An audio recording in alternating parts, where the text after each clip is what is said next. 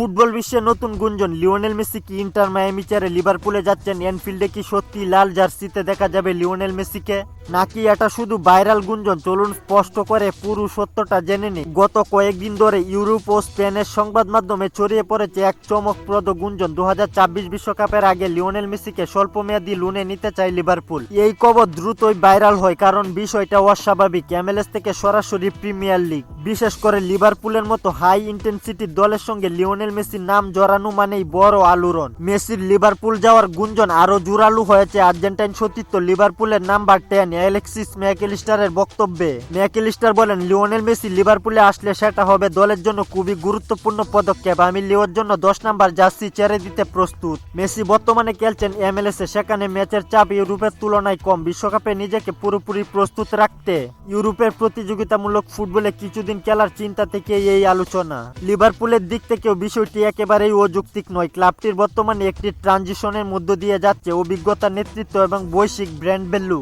এই তিনটি দিকেই লিওনেল মেসি নিঃসন্দেহে অতুলনীয় একটি নাম। ফলে কাগজে কলমে ঘটলে এটি একটি আকর্ষণীয় চুক্তি হতে পারে। আর এই সব কিছু মিলিয়েই তৈরি হয়েছে মেসি টু লিভারপুল গুঞ্জন। তবে স্প্যানিশ মিডিয়ায় একই সঙ্গে বাস্তবতার কঠিন দিকটি উঠে এসেছে।